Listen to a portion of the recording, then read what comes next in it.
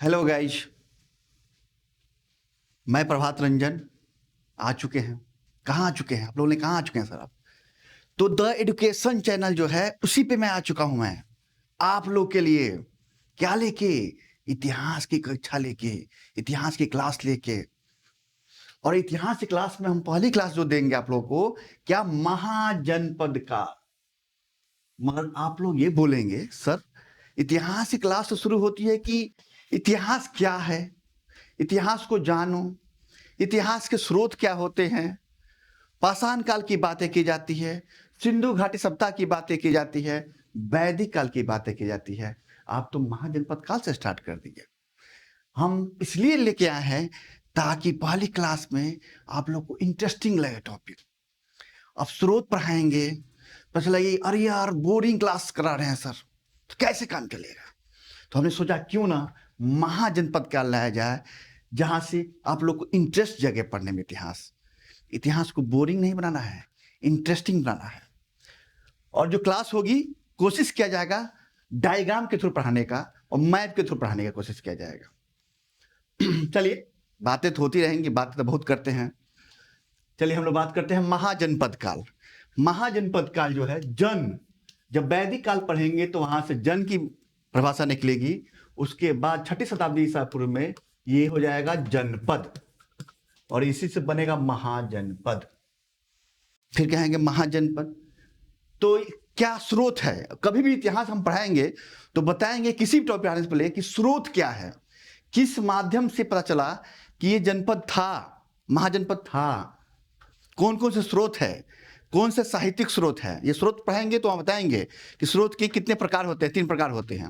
मतलब किस स्रोत के माध्यम से, कौन सा साहित्यिक स्रोत है या पुरातात्विक स्रोत है जिनके माध्यम से चलता है कि जनपद काल था। तो स्रोत में सबसे पहले आता है बौद्ध साहित्य, क्योंकि जब हम 6ठी शताब्दी ईसा पूर्व पढ़ रहे होंगे तो उसी समय 2 नए धर्मों का विकास हुआ, जैन धर्म और बौद्ध धर्म का। उसी समय बौद्ध साहित्य भी लिखी गई। उसी बौद्ध साहित्य में एक साहित्य आता है अगंतुर निकाय।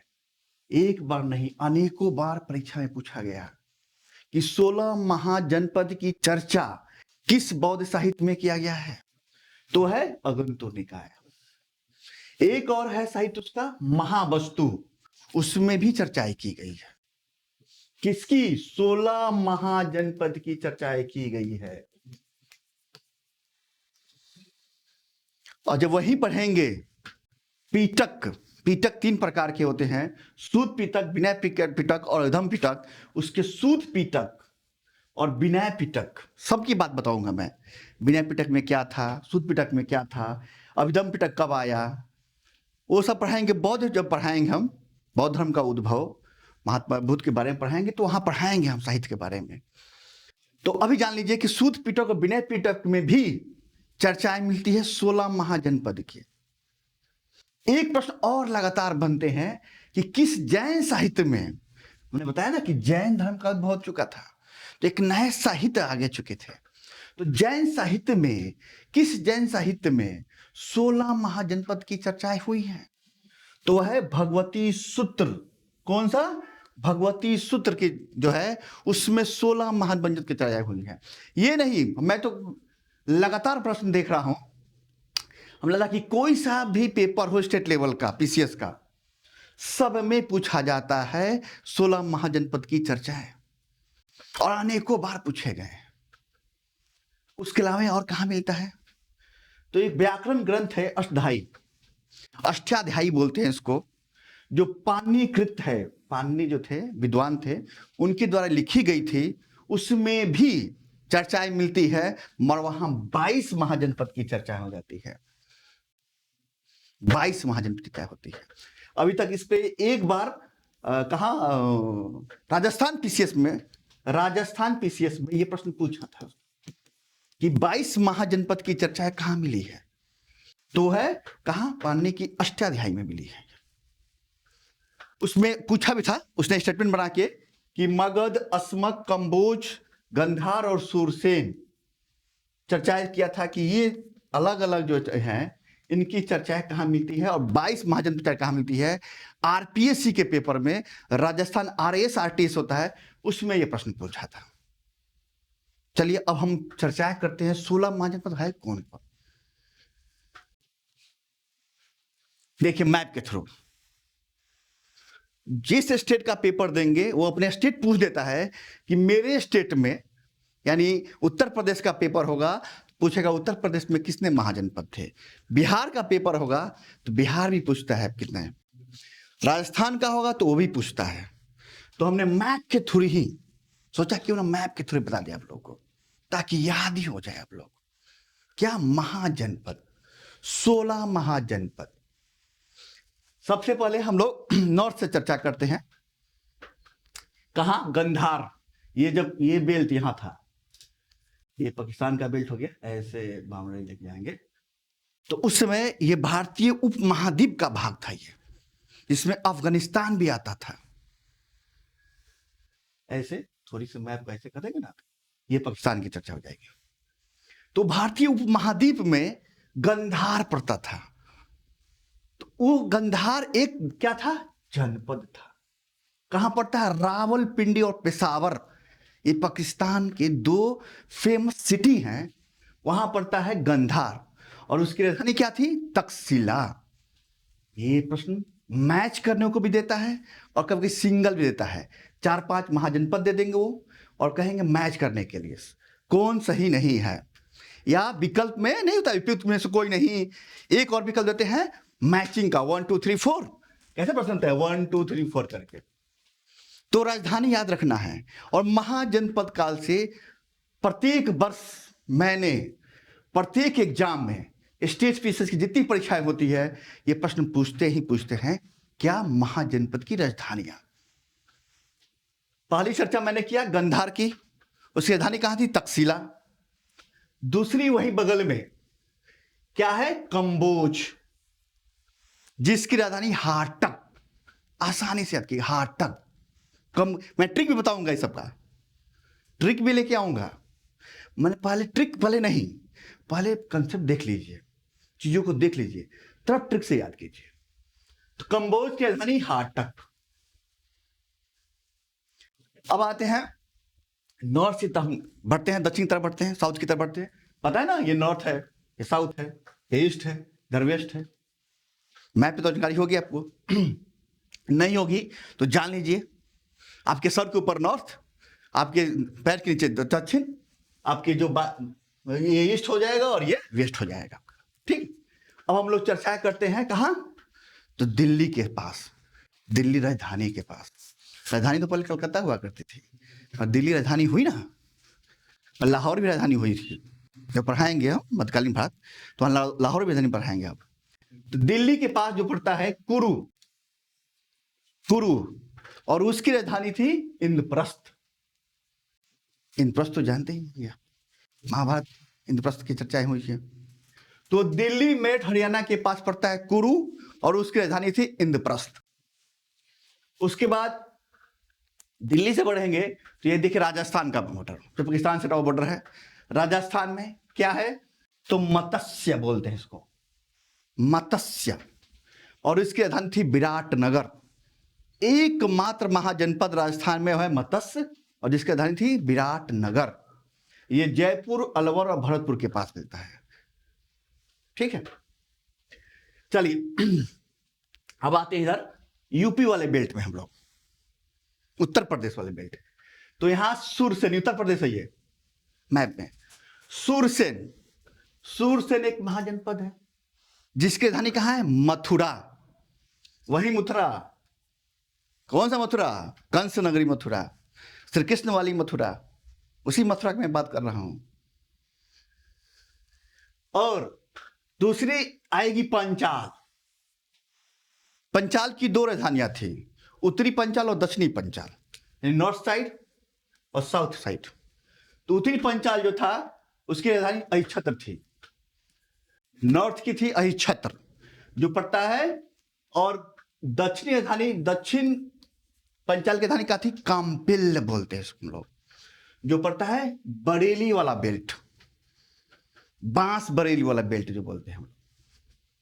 और चुनाव में चर्चाएं तो रहती ही हैं बरेली का बेल्ट, और बरेली का सुरमा भी बहुत फेमस है।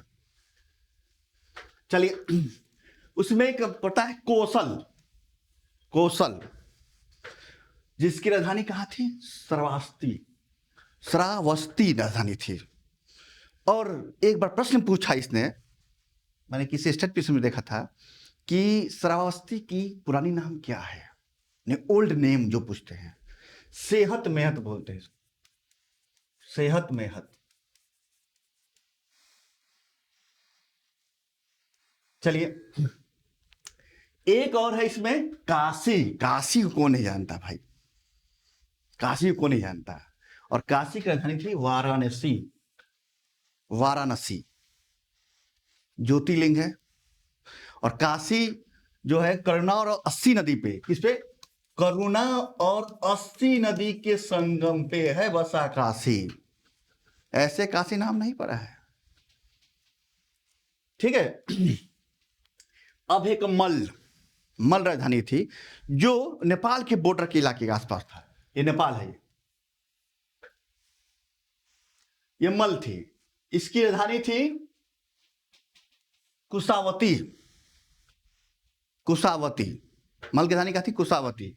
और ये देवरिया बस्ती गोरखपुर वाला बेल्ट दम बॉर्डर पे है, कहाँ? नेपाल के बॉर्डर से सटा हुआ है ये डिस्ट्रिक्ट है।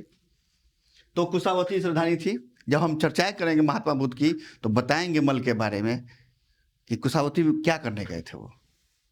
चलिए, चर्चाएं होती रहेंगी सब। उसके बाद एक पड़ता है वत्स। देखिए, मैप जो सेट किया है बंदे ने, टेक्निकल टीम वाले ने, थोड़ी सी बदल हो गई है। तो एक वत्स थी, क्या नाम था? वत्स, जिसकी राजधानी पड़ती है कौशाम्बी। और वर्तमान में इलाहाबाद नहीं कहिएगा, प्रयागराज नाम हो गया इसका, जो प्रयागराज के पास पड़ता है। ये वत्स की राजधानी कहाँ थी? कौशाम्बी, और प्रयागराज के आसपास पड़ता है। अब आइए बिहार पे चढ़ते हैं हम लोग। तो बिहार में देखिए वज्जी, वज्जी गणतंत्र था। और वज्जी गणतंत्र में देखिए वैशाली, विदेह, मिथिला, ये तीनों बेल्ट जो है पटना के आसपास का है वैशाली। मिथिला पड़ता है पूरा पूर्वांचल, पूर्वांचल नहीं कहेंगे, सॉरी, ये नेपाल के बॉर्डर वाला इलाका है, मिथिलांचल बोलते हैं इसको। और विदेह, विदेह माधव की कहानी सुने होंगे, ये विदेह, ये तीनों पड़ेगा मुजफ्फरपुर और दरभंगा बेल्ट में। और वैशाली पड़ता है एकदम हाजीपुर, जानते होंगे, अभी वर्तमान में हाजीपुर नाम हो गया है, और लोकसभा क्षेत्र में वैशाली भी आती है लोकसभा, मगर हाजीपुर और मुजफ्फरपुर के बीच है वैशाली, ठीक है। और एक तो मगध है ही जो शेर की भांति था और सभी महाजनपदों को अपने में समाहित कर लिया।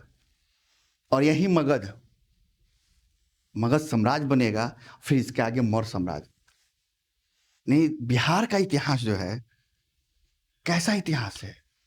सबसे बढ़िया, सबसे पौराणिक इतिहास है। यानी मगध, मगध जो है इसकी राजधानी कहाँ थी? राजगृह, राजगृह राजधानी थी ये।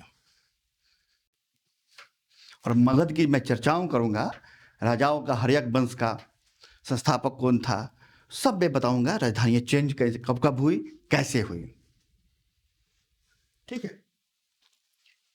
चलिए, ये और ये हुआ कहाँ? बिहार का चर्चा। अब है एक, देखिए बॉर्डर पे यूपी छूट गया था। देखिए हम बोल रहे थे कि भाई कम कैसे हो गया भाई, तो एक चेदी, चेदी ये पड़ता है, चेदी।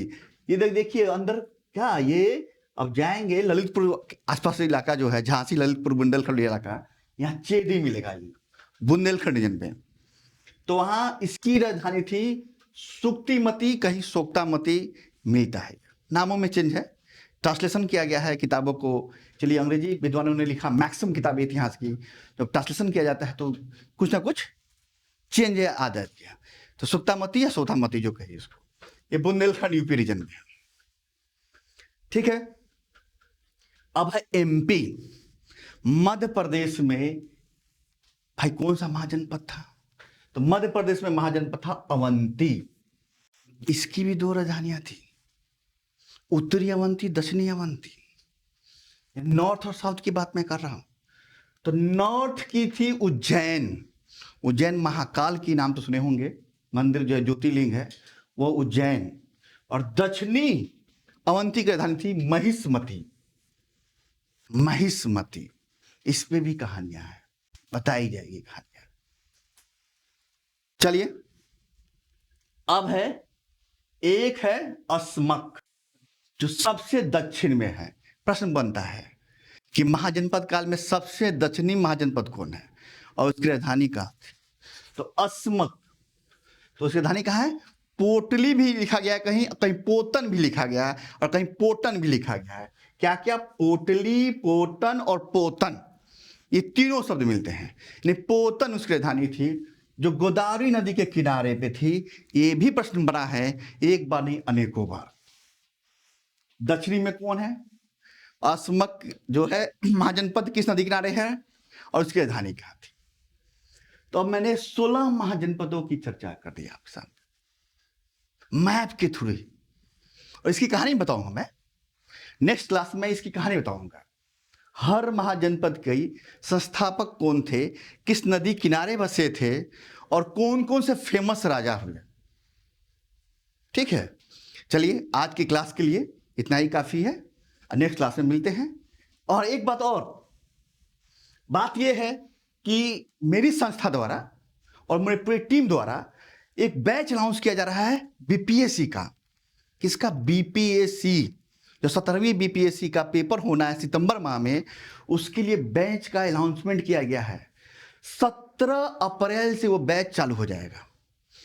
बाकी इसके संबंध में जो भी जानकारी लेना चाहते हैं, इंक्वायरी जो नंबर होगा उस पर आप ले सकते हैं। मेरे टीम द्वारा आपको ऐड लगा दिया जाएगा इसके अगले क्लास में, तो उस पर बता देंगे कि किस नंबर पे आपको इंक्वायरी करनी है। आज के लिए इतना ही, धन्यवाद।